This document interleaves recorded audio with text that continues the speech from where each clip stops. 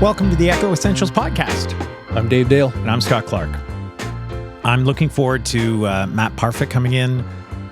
We have a good little chat. You and I have a good little back and forth on rules and regulations.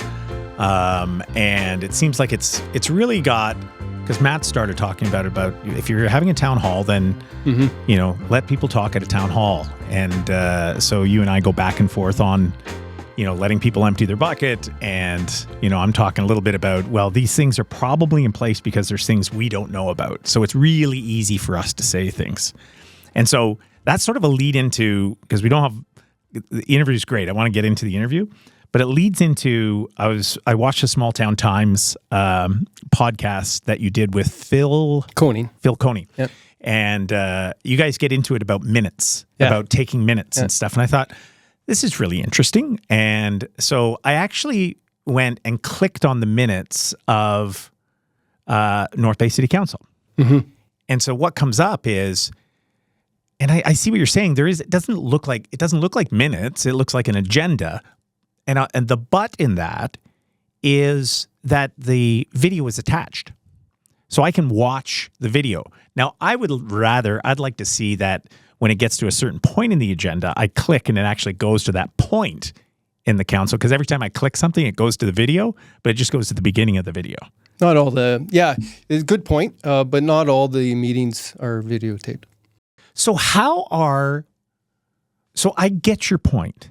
And so the first thing I'm thinking is like, why don't they take minutes? And then I'm thinking, with the technology today, we use it all the time when we do online meetings and stuff with clients. It's like we have different AI tools that actually does an incredible job of doing all the minutes from the meeting. Now, I get why probably people don't use it today, because there's liability issues. There's a bunch of things that every word's a potential liability. Yeah. But that is the reality of democracy. I've covered a lot of councils over the years, 34 years. I've seen minutes, and they've become less and less worthwhile. So whose fault is that, though? Because when I'm watching the podcast, you and Phil are both sort of pitching the ball back into the municipality's court. Not just North Bay. You were talking about, I think, Bonfield.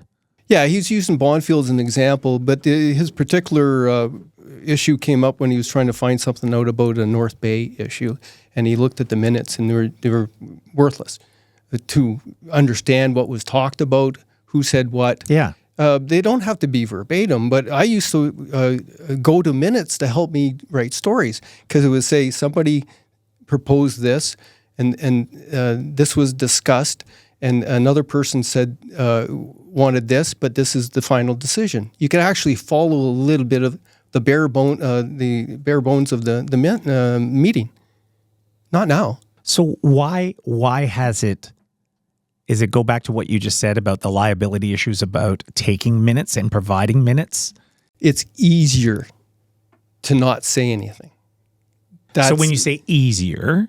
so they interpret the provincial rules for minute taking that who's creating the minutes. Phil's contention and the ombudsman contention was that it was the person writing up the minutes isn't supposed to make notes of what they think. Right. And it's interpreted that there should be no comment or other notes to go along with the final decision. So then, why don't we follow the process of municipal law and someone challenge that their interpretation? Wouldn't that be the way to do it? Then their hand would be forced to actually provide better minutes, in their opinion. Well, I guess it would take a group that could fund a challenge on an issue that is very broad. They need to have been affected by minutes to the point where they're gathered together and mad enough to challenge the city. Like, who else would challenge them? Mm-hmm. I'm not going to bother trying to challenge the city on how they do minutes. But wait a second, actually you bring a good point. Wouldn't isn't media outlets. I know everything's been absolutely decimated, but hasn't, I would say specifically in like paper journalism, don't they have groups that say, hey, we're going to challenge certain things within municipalities so we can have better access? Well, to just sort of lean on the Parfitt family farm thing, it's small potatoes, this issue, compared to other issues. And I think our podcast and what Phil was writing about is the challenge. We're bringing up the issue to show that there's an issue, and it's up to the municipal elected officials to agree with that or to look at it and perhaps think there is an issue. I don't know. That is the only way, that's what media does now. There are some media organizations that actually, do investigative stuff to bring something to a legal challenge. But this issue isn't one of them. You know what's interesting about your comment is that I bet if we did a survey, like a real scientific survey, you went out there, I bet you most public members would feel they have better access to information that comes out of City Hall than they ever have. But the minutes are supposed to be a quick summary of a meeting. That's what they're supposed to be. They're supposed to tell you what took place in that meeting. You shouldn't have to watch a 2-hour video or attend a meeting. Minutes are supposed to be a summary of that meeting. They're supposed to be available to the public to pay that, right? How many of the public use that? At this moment? Yeah. Only people concerned about a certain issue, and they go back to the city website looking for information and can't find it because it's not there. So it goes to this interview that we're about to go into. Yeah. Bill, well, I said Bill, that's his father, but Matt Parfitt and the Parfitt family, they have a small voice, right? The Trout Lake Conservation Authority, much bigger voice, and the city as a whole, like the taxpayer and West Ferris and Airport Hill, much bigger voice, right? And Matt's saying, hey. Yeah. And I feel for him. Like he's got an uphill challenge here. That's an interesting way to put it. Because and that is the case. They don't have the leverage and the clout that high-paying tax people on Trout Lake have. Yeah, who donate to people's campaigns. Right. What I like about the topic that you brought up, it was generated from the newsletter. There was a number of different things in the newsletter this Tuesday that actually had people looking to find out what we're talking about and connecting.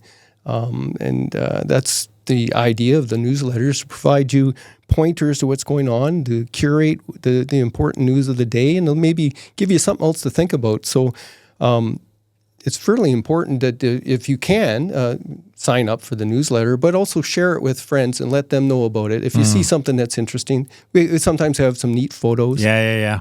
Once in a while, my Zen suggestions make a little bit of sense. Those are pretty spot on almost all the time. I haven't seen a bad one from you yet. Yeah, so I appreciate those that give me comments on the newsletter as well. It's very important to have that sort of interaction, so it helps. So please sign up for the newsletter. The Echo Central newsletter right now comes out on Tuesdays and Thursdays afternoon at 4:30. All right. Just before we get into our next interview with Matt, I want to thank Twiggs Coffee Roasters. They've been part of our community for up to 30 years now, which is awesome. Do you know their bagels? Do you know where Twiggs used to get their bagels? I do not. Kettleman. I had to think about it for a second. I think it's Kettleman Bagels. I think they're based out. They're all over, but like Montreal, different places. But I think they were originally based out of Ottawa. And I remember in the early days, Doug. So it's Jen and Doug when they started it. I think Doug worked for Domtar, and on his days off, he would drive to Ottawa. And they had a little Honda, or not a Honda, but a Toyota Corolla.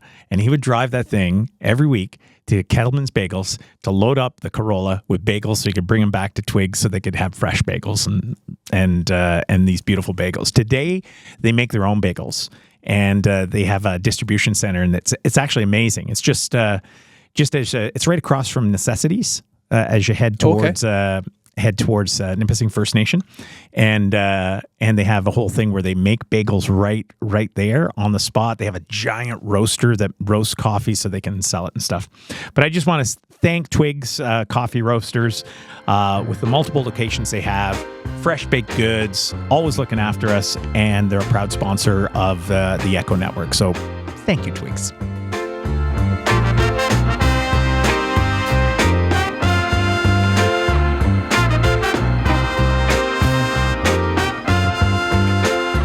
Today we have Matt Parfitt in, and Matt's spokesman for the Parfitt family farm that's been over a century up near Widdifield.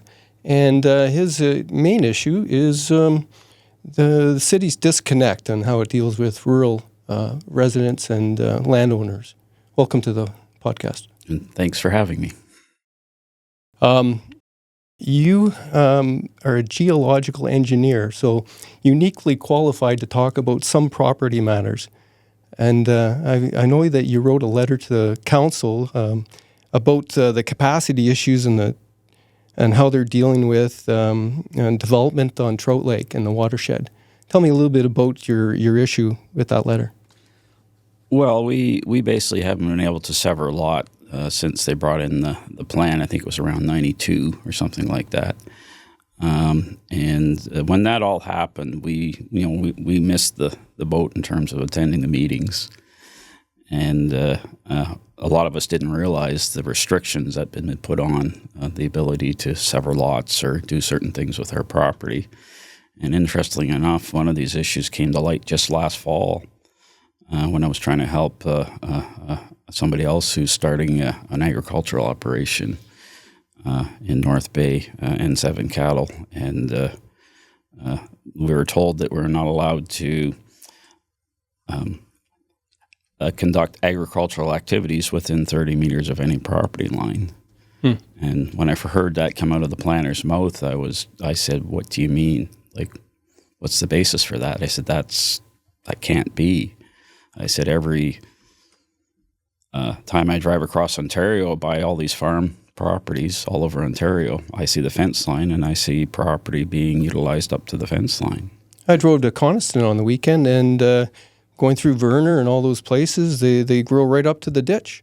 Well, yes. I mean, if it's good agricultural land, you need to be able to use that land. And the issue with N7 that came up was that he had put cattle on the property, and they weren't going to, allow him to build there or something. So I know the area that we're talking about when we talk about Widdifield Township. Where in the city, because it falls within city boundaries. Where is it exactly? Is it up on Airport Hill? Is that Widdifield Township? Yeah. So I mean, our farm is on 4 Mile Lake Road. Okay. So when you drive through 4 Mile Lake Road, sort of in the middle section, you'll see a lot of fields, mainly on the right as you're going through to Feronia. Yeah. And the main farm was 160 acres originally, is now 140 something. But there's different farming properties up and around there, right? Isn't there, like, I've seen tree farms and yeah. So there's the Suter farm on Tower Drive. And Donna Suter, the daughter of Dave, who we actually shared equipment with, because he grew potatoes and we grew potatoes when I was growing up. Huh. So we shared equipment. We're quite friendly with that family, of course. She operates, I think, still some organic market gardening. They did have a tree farm. I'm not sure if they're still selling Christmas trees, but they sold Christmas trees for a lot of years. Yeah, I'm in a running group, and so we often come up around your area, and we run all in that area. It's flat, and then in certain areas it's nice and hilly, and it is a beautiful area. There's that hill at the end of 4 Mile Lake Road they call the Wall. I think you've heard of. I know what you're talking. Yes. Yeah. Is that the same Suter family that got caught up in the PFAS issues? Yeah. Well, they're on Lees Creek, which drains directly into Delaney Bay. So how is it? It sounds to me that these city bylaws, and help me understand here, are probably designed that if I had a farm in West Ferris next to Booth Road or something, that, okay, you can't have like a giant cow operation right next to a residential area. Is that why they're in place? Like, I don't know why they'd be restricting farmland in a rural area like up on Airport Hill? Well, yeah, they do tend to think like in the urban area when they make these rules, I think. Yeah. I don't understand why they came up with this, and this was done, in the plan. It's actually in a bylaw from the 90s. I looked it up. It actually goes against provincial policy. Oh, interesting. From what I've read. And, I've presented this information to staff at City in terms of, their fact that they not meeting with provincial policy. And then, sort of in terms of, if somebody wants to start a farming operation, so I can grow crops, I could have a tree farm. So the question now starts to become, so one of the questions I had for the city staff the time I met with them, I said, so does that mean I can't have trees growing within 30 meters of my property line? Mm-hmm. Like what? And the other thing I'll mention is that there are many provincial regulations that have to be gone by when, say I wanted to put up, like you say, a large cattle barn or a chicken barn or a hog barn. I mean, this is done all over the province. So they have provincial regulations that they have to follow. And that, in those cases, it's covered by the provincial regulations. So there's certain setback distances and calculations that need to be done by planners if they're trying to get a permit, to say, to build a large agricultural barn. Then that's already encapsulated under the provincial policy. Mm-hmm. And one of the things that I see that's happening for years, that there's this creep within the municipal governments of starting to impede on something that's already, in my opinion, covered by provincial policy. And what is the stance on the city? Why would they? Is it the watershed that goes into Trout Lake, which is, the city drinking water? Well, I mean, there's also a 30-meter setback from all the streams that flow into Trout Lake for agricultural activity.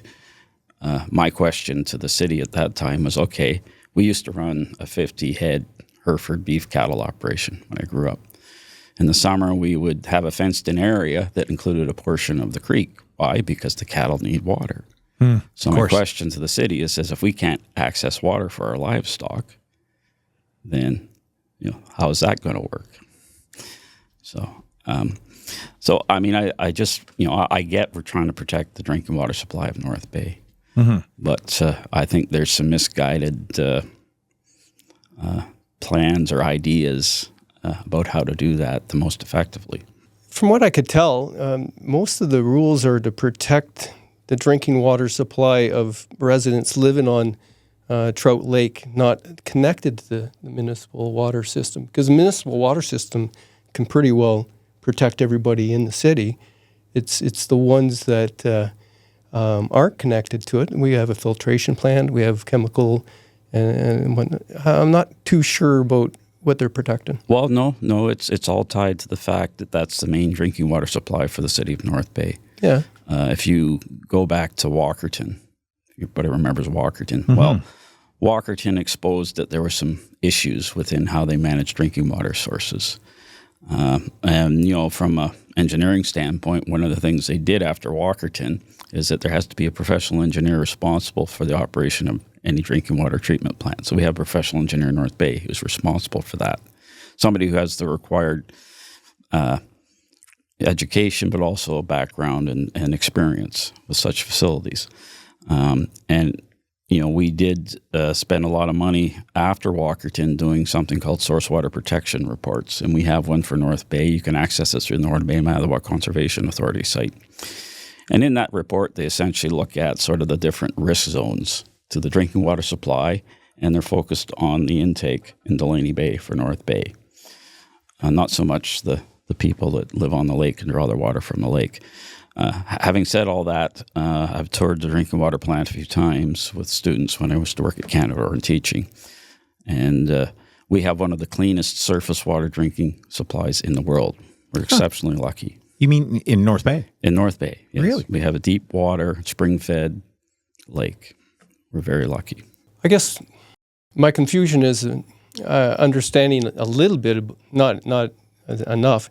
Like 4 Mile doesn't empty into Delaney Bay, does it? 4 Mile Creek flows into 4 Mile Bay, which is sort of on the backside of Trout Lake. Mm-hmm. And then the water actually flows easterly. Yeah, so it comes out of the Narrows. I don't know if you've ever been down there, but Yep. there's the Narrows. It comes out down past My backyard in Corbeil. Camp Island, right? Yeah, yeah. And then, so yeah, I mean, But then flows towards Turtle, right? well, there's lake currents that's come into play, there's been various models done. I don't know if you remember Energy East. Oh, Yeah. yeah. When they're going to put the pipeline. So across. I became active then because I had a lot of concerns about the lack of monitoring protection. I mean, they were talking about going from natural gas to crude oil, but not only crude oil, dilbit, which is diluted bitumen product. So there had been a few spills. That must be nasty. What you're saying, yeah. I don't know. It must be nasty. So anyway, I got involved through the Rural for Ratepayers group then, and we actually had meetings with TransCanada as one of the public parties, and they actually hired a consultant and did a fairly involved model of what would happen if they had and the issue for us was the pipeline goes under 4 Mile Creek, just near Fronia. And, the issue for us was, well, I'm upstream, but still, I mean, and actually, the mayor at the time formed a technical committee and, we started to do some work. But they did a fairly comprehensive model. And from what I recall, their model suggested that if dilbit got in 4 Mile Creek way out there, it would be something like 18 to 24 hours before it could be floating on the bay in Delaney Bay. That's scary I didn't stuff. know that. Yeah, But that's scary. But, that's different than what we're talking about, phosphorus and nitrates, things that come out of septics that go into the water. So let's talk a little bit about that because is farming not notorious for adding phosphates to the water? It can be if you don't use proper practices. Right. Right. So who's in charge of a farmer to use proper practices? Well, that would be governed through, again, provincial regulations. Okay. Yeah. So Ministry of Environment, we do have a Ministry of Agriculture, right? And there are best practices put out there. But, we don't typically have any fields that are within more than 300 or 400 feet of the streams up there because we're farming the flat areas up above, right? And how long, based on the question that you just said about the oil and gas, if a farmer wasn't using proper best practices, how long would it take before it affects Delaney Bay? Well, that's a hard question to answer. But if you look at the the most recent study done on Trout Lake, they talk about that in there. That was done last year, and they talk about the fact that, say, 4 Mile Creek has what we call some attenuation capacity when it comes to things like phosphorus and phosphates. But they really can't quantify it. They don't have enough information. So one of the recommendations in that report was to do a more conclusive study on, say, the streams.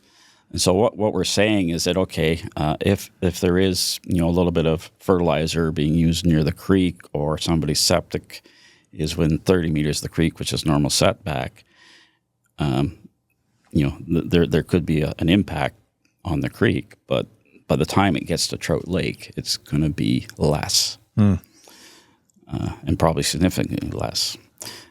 And getting back to septic systems, I'm a geological engineer. I'm also a licensed septic installer. I've done a fair number of septic new and replaced systems around Trout Lake. And the septic systems, the clearance for a lake is normally 30 meters, right? 15 to 30 meters, depending on the situation. Technical studies I've reviewed, and this comes out actually within the recent report to the city, is that there's really no impacts beyond 15 to 16 meters from any septic system. In terms of, it's all sort of dealt with. If it's properly built, properly operated, just like anything. And recent septics that have been put in, for example, the Eastview development on the end of North Shore, when they did that, they stipulated that they put in tertiary treatment So a tertiary treatment system costs a little more money, but it basically puts out a higher quality effluent out of the bottom of the bed. So it's better for the environment. And then on top of that, they specified some type of phosphorus removal. And there are different products on the market. The one that's been most commonly used is what we call a B horizon soil. So you put in your septic bed with tertiary treatment, and then you put underneath it a layer of B horizon soil, which is actually quite common in this area, within the Precambrian shield. And the B horizon soil is under the organic layer. You'll usually see in some areas sort of a reddish brown layer, and that's because it's got oxidized iron. It makes it the red color. And the iron, and there's usually some aluminum in there, will suck up the phosphorus. So most of the beds that have been built on North Shore, I've done a couple up on 4 Mile Lake. Jack and Helen Norman did a development there. I've done a couple beds there. They're actually talked about in the same report. And what sort of pressure on? Because did we not have someone from the Trout Lake Conservation Authority on? Yes, we did. And we did talk about grandfathered clauses for different septic systems that are on there. I'm trying to remember what she had said about how they feel about that. I think it's the same feeling Matt has, because we were talking, and the priority he's suggesting, and I don't mean to put words in your mouth, is that those grandfathered ones are an issue that should be addressed. Yes, if you really want to be scientific and look at what the Source Water Protection Report says, I mean, the first highest risk area that you need to look at is directly on Delaney Bay, obviously, shortest distance, fairly steep terrain. And yeah, there are a lot of older septic systems there. And my letter to the city is pretty blunt in saying, I think if you're really focused and worried about the water quality in Trout Lake, we need to come up with a plan to deal with that first, rather than throwing all these strict conditions on us that are 4 or 5 miles upstream, and sort of gives you an idea of what the current situation is. The lots on 4 Mile Lake that were recently developed, they had to go tertiary treatment, phosphorus removal, plus put the bed 300 meters from the lake, 1,000 feet. So now you've got to have a fairly large lot, which is fine. I mean, I believe you shouldn't really see rural lots less than 3 hectares or 5 acres. And that's not only based on my experience, that's within the ministry guidelines that we deal with, right? If you make a lot too small, of course, you're going to have a hard time fitting everything on. And then there are going to be a chance that you're going to have a little bit of high nitrogen water in the ground leaving your property, things like that. So it makes sense to have a larger lot. 3 hectares is sort of agreed to be a good size. So they sort of threw everything at those lots. And to me, it's adding cost. It's adding complication. And I'm saying there's no scientific basis for all that. I think if you want to also be consistent, so, a developer goes in, he can do some lots right on Trout Lake. He does tertiary treatment, phosphorus removal, and he's allowed to have a bed within 30 meters of the lake. We want to do a lot up in the rural watershed. They're saying, no, you've got to have not only tertiary treatment and phosphorus removal, you've also got to put the bed 300 meters back. And the issue with that is that if you draw a line 300 meters on either side of all the creeks, the 4 Mile Creek tributaries, you're basically taking all this land and making it that you can't sever it or do much with it.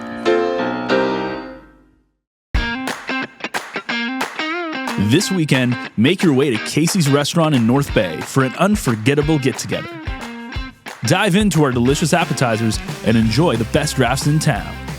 It's the perfect spot to unwind, catch up with friends, and savor great flavors. Don't miss out on the fun. Join us at Casey's for a weekend filled with good food, great drinks, and even better company.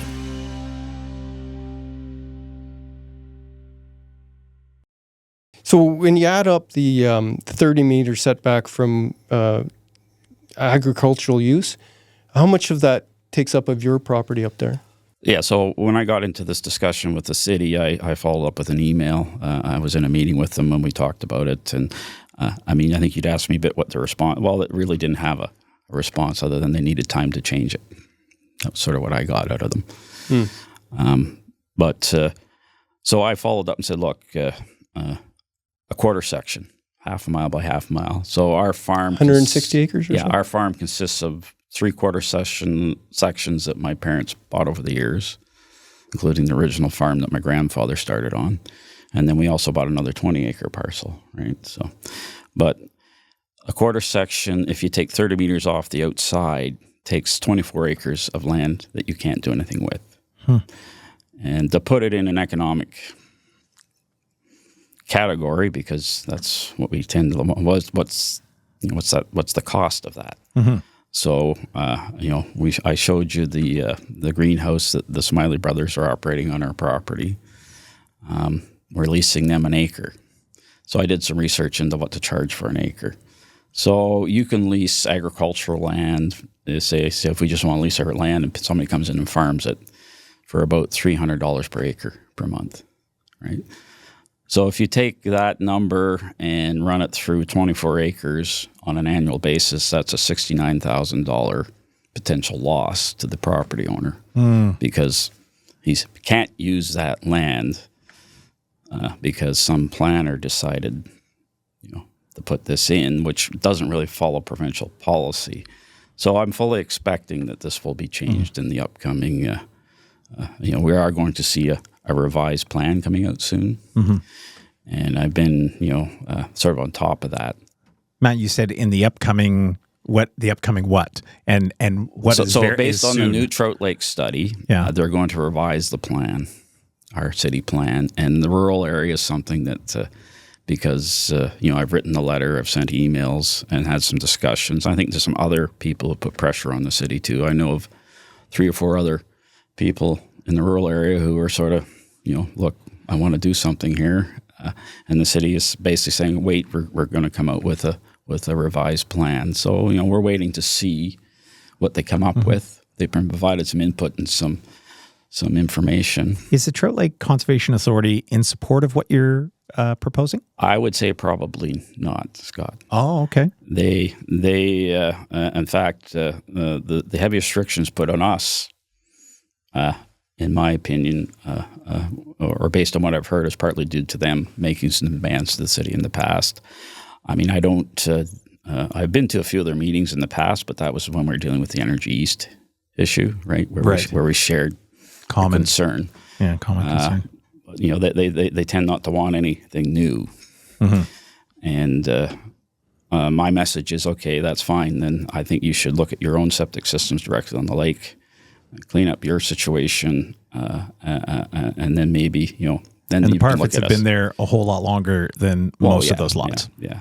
Gotcha. So, Dave, it sounds like at the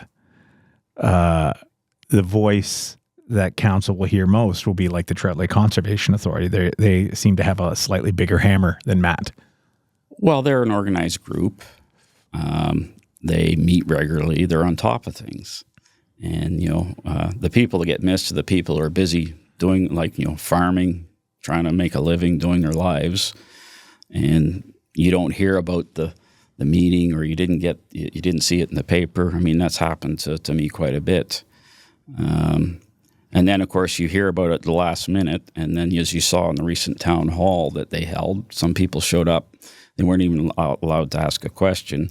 And this is another pet peeve of mine, which I have to bring up, is if you're going to call the town hall, then make it a town hall. And a town hall means people can show up, ask questions, without having to prepare something ahead of time. I mean, You were at that meeting? No, I wasn't. Oh, okay. I didn't even know about it. But I'm a busy person. I've actually, the last time I spoke to council would have been on the issue of the septage rates, which is what they charge rural people for what they pump out of our tanks to dump into the city system. But those days you could just show up to City Hall and it was good because the councillors could ask questions and if, because they would have questions, and if somebody there, like myself, of a technical background, I could stand up and help them understand the issue a little bit better. And from reading what was in the nugget about the town hall, it was like, we've lost this back and forth discussion. And to me, that's what a town hall is for, is to get some back and forth. But as I understand now, you got to prepare a presentation, submit it. You give your presentation, the counselors get to ask questions, but nobody sitting there listening can sort of say, hey, what about this? So to me, we've lost a certain amount of our democracy with these silly bylaws. Council members weren't allowed to ask questions at the town hall? Council members? Or is that what you were referring to? No, I'm Matt? saying council members can ask questions. Yeah. But anybody in the group? I'm saying, Nobody what in about the- somebody in in the the crowd audience who's, hey, Gotcha. what about this? What about that? Gotcha. I mean, that's how I read the article. Well, I wasn't there. The funny thing is that they only had a small number of people that scheduled themselves to make presentations. One person didn't show up. The meeting was started and ended, I think, within 30 minutes. That's a lot of work to get people together to cut it off just because of a procedural bylaw that, or not having a procedure that would allow for questions, right? Well, it's very simple to me. We just get rid of that procedural bylaw. It was a bad idea to start with. But let me say this, that I think, I'll say there's factions within our community that have monopolized those presentations at city council. They have bullied. They have created unnecessary work for many different people under the guise that they're doing it on the taxpayers' behalf. Counselors? No. I was joking. Okay. But what you described sort of fits the bill for some of the counselors too, because I think they bully each other and they put up walls to not have as much interaction as well. Well, it's the people, I would say certain people over X number of years that have been coming to council and monopolizing that time with gobbledygook. Yeah, then that affects people like a Matt that has some, really strong information. But it only affects people like Matt because council wants to build a wall to deal with that issue rather than dealing with the issue on the individuals that are monopolizing it and being bullies and not allowing the regular citizens that do have genuine issues, right, to ask questions and do their thing. So, but how would you? So you could potentially ban individuals from presenting? Well, it's complex, right? Well, it used to be that they'd allow somebody to say what they said, and if the council didn't really want to continue the discussion, they'd thank them very much for their input and let them go on their way. Allow somebody to express themselves. There's only a few things that would really, they can make it so that you don't say anything personal about a specific staff person. Right. That could be a rule, and they do have that rule, and that's what we're talking about. Don Rennick and a few others, right? I'm not gonna. Yeah, we don't have to say names, but it hasn't just been Don. No, but there has been a pattern over time that over several councils where it puts incredible undue pressure on people that are serving, making decisions, and also the people behind the scenes getting the information. Well, they should grow a little thicker skin then, because people should be able to say their piece and ask questions to council in public. But if they're actually attacking them and attacking them, well, they have an opinion that goes against what they think. Attacking, it's a funny word, but I have covered council for many years, and so you're telling I don't see that many people making personal attacks at council. But there has been. Yeah, I know, but that's not the majority.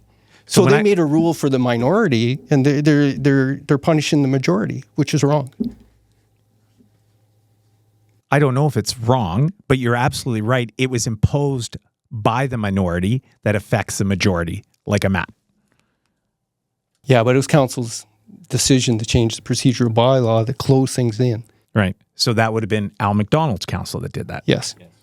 Right? Yeah. And I think that they made a mistake that way. Oh, I mean, democracy is supposed to be messy. There's supposed to be discussion. that's, in my opinion, what democracy is all about. If we can't exchange ideas, gather information, how can we make the best decision? So by controlling the information that can get from the public at the public meetings, like that to me is anti-democratic. We had a really good comment underneath the interview I had with Phil Coney that was released yesterday, Rod Biltz again. And he's of the same opinion that they could have handled it differently, even at the town hall, where they could have, even those who made presentations, rather than saying, we'll think about it, they could have promised to not only think about it, but tell them what they think about it and inform them of how their presentations will or will not affect going forward, right? It was really pretty straightforward. I think they're getting too tight. They need to loosen up a bit and allow for more transparency in discussion. So it's interesting, ironically, that we're talking about it because we have this platform that we can talk about many things and have a vibrant discussion. And the reason I'm saying what I'm saying is sometimes, I shouldn't say you're an armchair quarterback because you're not. You're in the mix of it, Matt. Sometimes we're like, oh, we think, yeah, people should be allowed to talk. But there's other layers to things that we're not part of that vortex. And when I say the vortex, like when I went to City Hall 15 years ago, I'm just making up a number, but it was a number of years ago, when I went into an elevator, there was first of all someone that greeted you. There was a human being there that greeted you. They weren't behind glass, bulletproof glass. So why are they behind bulletproof glass? There's safety issues now. There's different things that are going on. There's all these rules and regulations when I get into an elevator saying about code of conducts and that.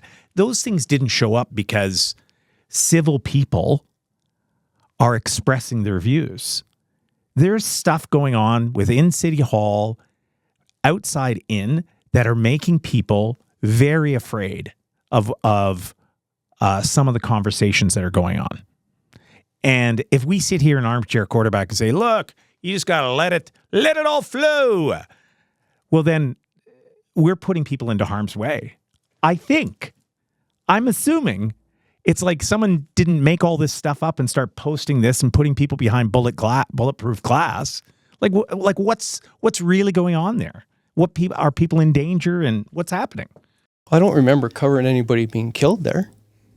So you want to wait till someone's killed, and I don't want to overreact. I don't want to overreact either, because democracy demands access. I agree. I agree with what you're saying, but your point is that you want to wait till someone's dead before you cover it. No, my point is that's never happened. So why don't you ask the question? Why are they behind bulletproof glass? Why are these things in place? Why? They did have a couple things where there were some incidents where people were making threats, and there were some people that seemed to be beyond the pale as far as that goes. Yes, it's true. They did. But, so, Matt, how's your potatoes?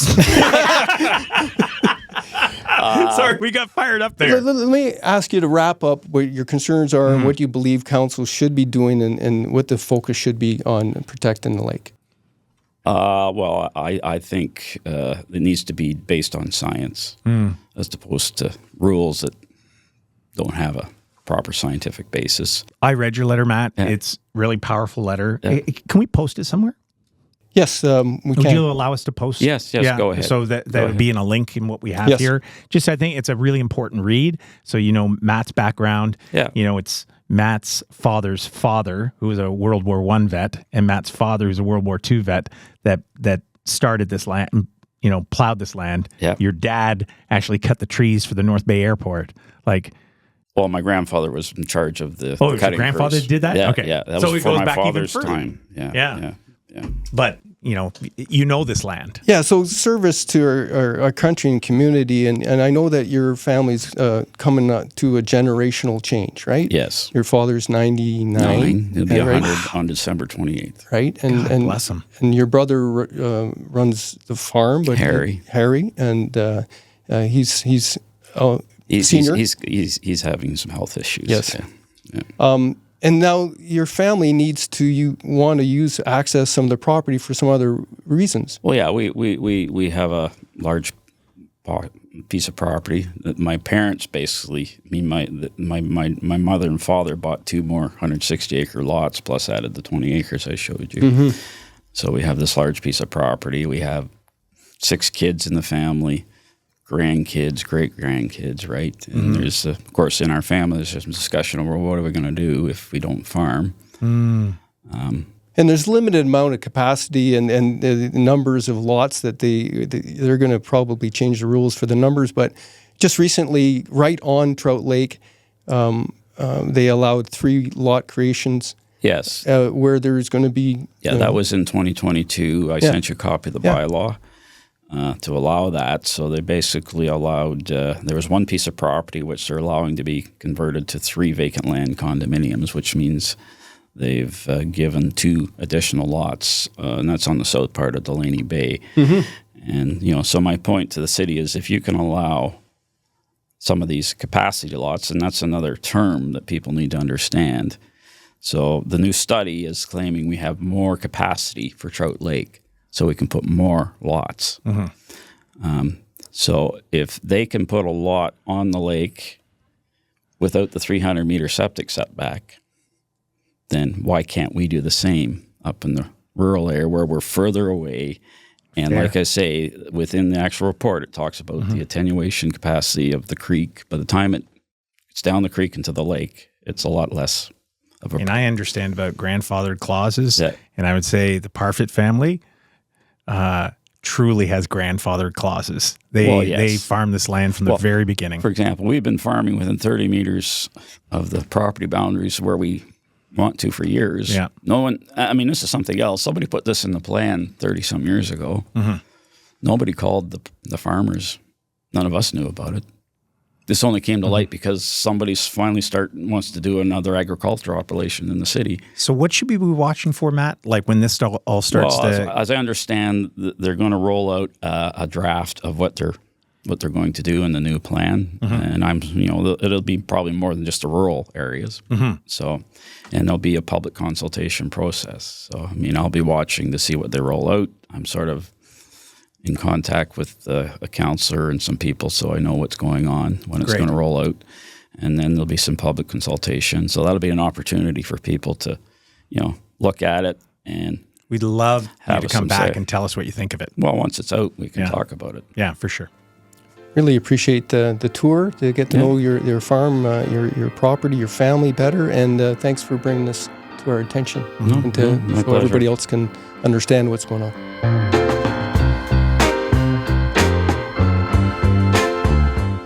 Well, it's been another Echo Essentials podcast. I'm Scott Clark. And I'm Dave Dale. Thanks for liking, sharing, and sign up for the newsletter, please.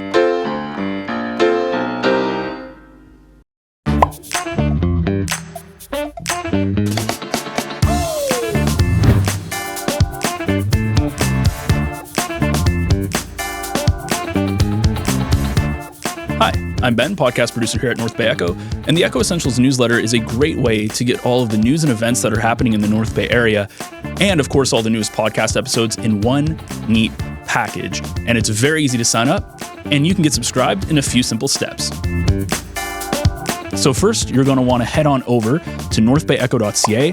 While you're on the home page, you'll see some of the shows that we offer, but we want to keep scrolling down to this panel right here, and you can see there is a box to type in an email address for the Echo Essentials newsletter. So all you have to do is type in your email, make sure to check the box below. And what this will allow us to do is to send you the newsletter to your email. And of course, your info, as always, is protected by your privacy policy. Hit sign me up and you are good to go. You are officially a subscriber of the Echo Essentials newsletter. If you do want to check out our past newsletters as well, you can hit the past newsletter option to go right there, or you can just hit the newsletter tab at the top of the page. And now you can see all of the past newsletters that have been published. And there you have it. Super easy and simple. And now every Tuesday and Thursday, you will get Echo Essentials right to your inbox.